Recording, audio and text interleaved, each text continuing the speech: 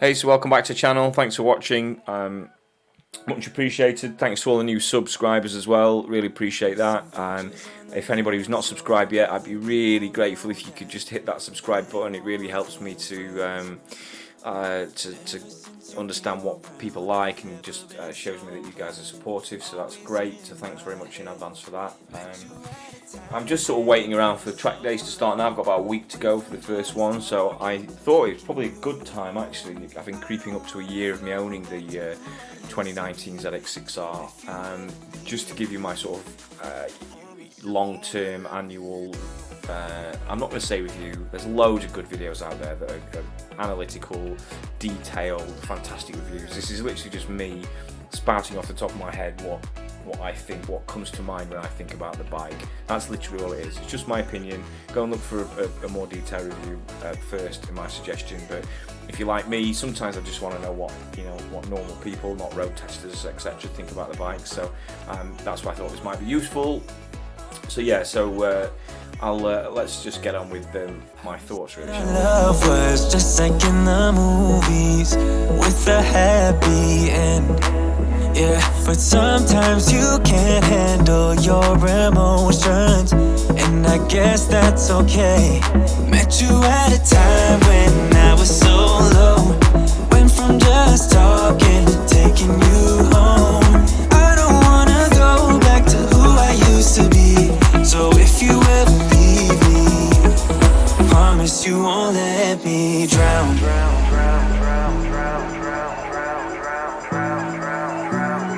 Promise you won't let me drown.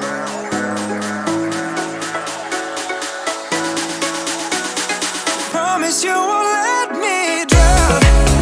Yeah. Oh, let me drown. No. Met you at a time when I was so low.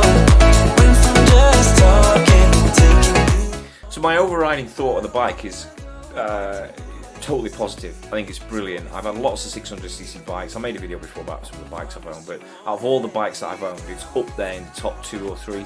I think it's an amazing bike for the money. I paid $9.5 grand for it for the KRT edition, which was absolute steal, to be honest with you, compared to what bike you get. You know, on the roads, the 600cc bike is all you'll ever need. I don't care what anyone says. I'm going to buy a 1000cc bike because I'm a massive child, but really you don't need it. It's just phenomenal. The power's great. They changed the gearing, which is sort of giving a bit of an artificial sense of extra power, to be honest with you. The mid-range and the top end are great. But I'll come on to that. So I'll talk about the positive things really. The power's fantastic. There seems to be power all the way through the rev range. Seems to be way more power and urgency than all 600cc's I had in the past. The suspension quality, sort of overall build quality really, everything feels plush, feels well put together, with the only exception being the dashboard, which is a bit naff, to be honest. But again, it's $9.5 grand, what do you want? The brakes are awesome, fantastic, absolutely love the brakes, super strong, and the general sort of feel of the bike, you know, it's exciting, it feels raw, it feels a bit unhinged for 600. Feels fantastic.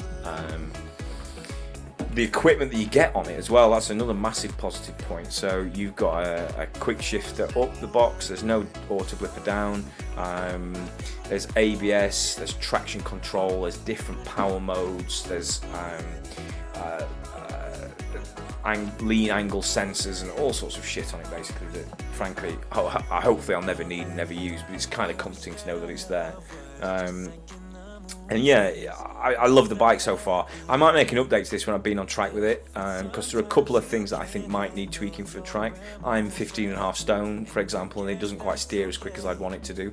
But I've been messing about with suspension, as I've sort of demonstrated in previous videos, which I think I've solved that. But going on track will probably highlight that a little bit more. But I'll let you know after I've been out there. So from a positive point of view, there's pretty much nothing that negative about it. Everything's positive. Really, there's sort of two points that I'd pull out as something that I really don't like about the bike. and again, one of them is a tough one because it's part of a positive, which is weird. So the gearing, you know, the gearing in itself, although I'm sure it sort of artificially makes you feel like the bike's faster and has got more mid-range. If you're using that, like if I'm going to ride down to Donington Park, for example, I've got to go on the M1. I'm going to be on there for 45 minutes. Anything above like 70, 80 mile an hour in top gear, it's just screaming its nuts off. So the gearing for anything other than, you know, 8, 9 tenths riding is I'm not sure it's great. There's no happy medium. You've got to be absolutely wringing the tits off it. Or honestly, it gets a bit annoying to cruise around. But you know, this is a minor point, and the majority of people, majority of the time, riding a Super Sport 600 bike are going to be wringing its neck. So whatever you say. And the other thing that I found really negative about it, but I did manage to get that fixed to a point, was the throttle. The throttle was super snatchy. It was so like on, off, from open to close. And when you're sort of leant over, you know, pushing on a little bit, and then you want to get that throttle open again, it was like an actual jerk. And it was sort of, alright, in a 600cc, you're probably going to be alright, and it's not going to unsettle the bike that much, but on the track, like if you're really hammering it hard and then you open that throttle and it just sort of snaps on, it'd make me feel a bit less confident than what I'd want to. I think it's probably the thing that I'd say. But what solved that was taking it to park it and getting it on the dyno. That made a massive difference. So there wasn't a massive power increase by doing an ECU flash. I think it was about 5 brake horsepower, but there was about 10 brake horsepower difference in the mid-range. There's a video on that on my channel if you want to go back and watch it. I'll link it for you. But if you look at the power curve on sort of past the previous versus now, it's completely smoothed out that power curve. But the best result that came from that ECU flash was that throttle completely smoothed out. You can still feel it a tad, but I'm being really picky now. But the ECU flash really solved that. Something to do with them, they make it really sort of low fueled, low down, just to get through emissions or something. I have no idea. But that was a really negative point.